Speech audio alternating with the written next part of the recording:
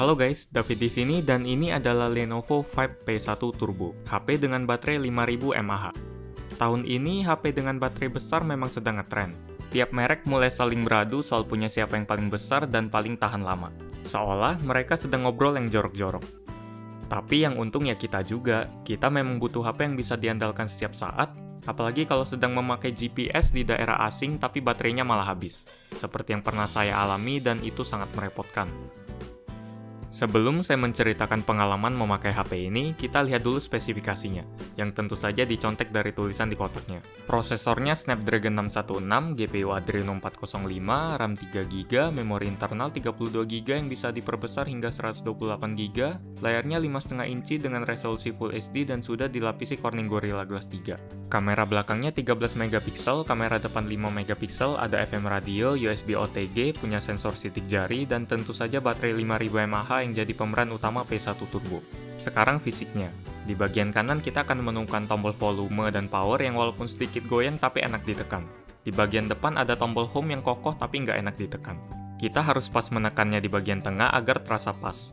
Kalau agak ke kanan atau kiri terasa lembek. Di bagian depan juga masih ada kamera depan, earpiece, dan LED notifikasi. Di bagian kanan ada tombol switch yang saya juluki tombol jadul. Karena tombol ini membuat HP hanya berfungsi seperti HP tahun 2000-an, tapi bisa menghemat baterai seperti HP zaman dulu juga.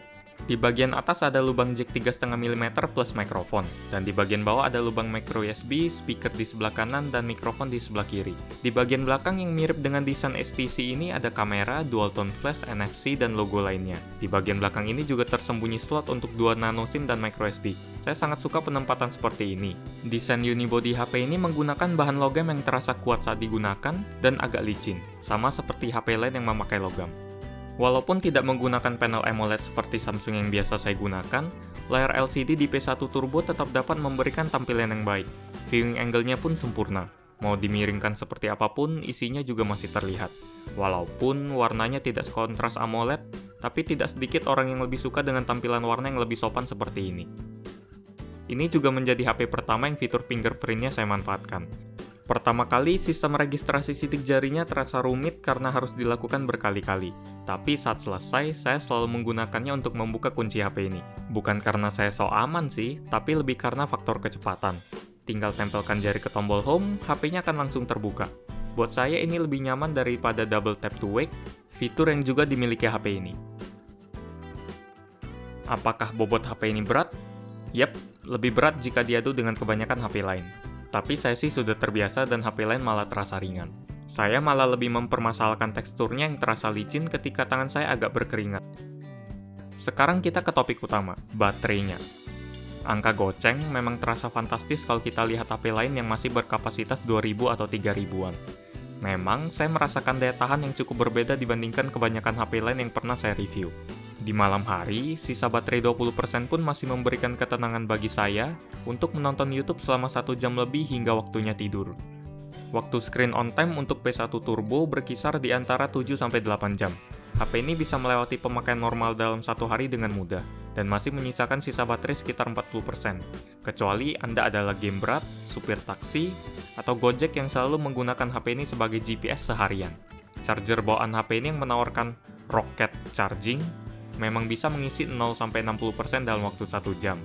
Tapi panasnya keterlaluan, sekitar 40 derajat. Dan Anda pasti tahu kalau nggak ada hal yang bagus dari HP yang panas.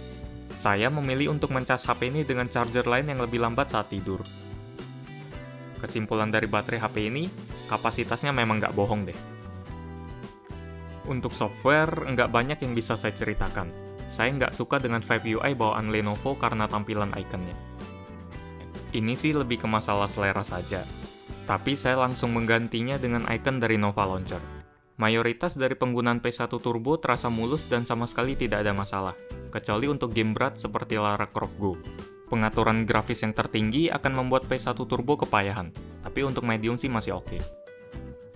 Sensor box mengatakan jika HP ini punya sensor gyroscope, yang berguna untuk menonton video 360. Tapi ketika digunakan, gambarnya terasa bergetar nggak jelas dan sangat tidak disarankan untuk menonton video 360 di HP ini, karena pasti akan membuat Anda mual jika kelamaan ditonton.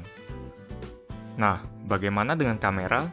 Di video A7000 yang dulu, kamera adalah aspek yang paling lemah. Di PS1 Turbo juga tidak berbeda. Kualitas di luar ruangan masih oke lah walaupun nggak bagus-bagus amat. Tapi untuk di dalam ruangan dan pada kondisi yang kurang cahaya, kualitasnya jadi sangat jomplang. Noise di mana-mana, detail hilang, dan warnanya kusam. Kualitasnya selevel dengan HP seharga 1 jutaan. Dan ngomong-ngomong, HP ini harganya 4 juta.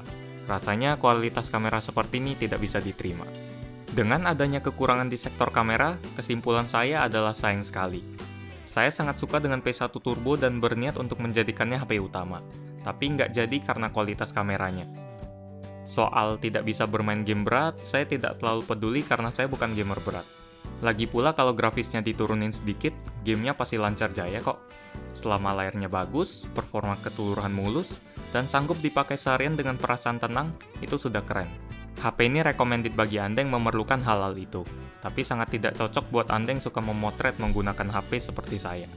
Masih banyak pilihan kamera HP lain yang lebih bagus, tapi baterainya nggak sebesar ini sih. Demikian review untuk Lenovo Vibe P1 Turbo. Apakah HP ini cocok untuk Anda? Beritahu saya di kolom komentar ya. Like jika Anda suka dengan video ini, dislike jika tidak suka, dan jangan lupa untuk share dan subscribe jika belum.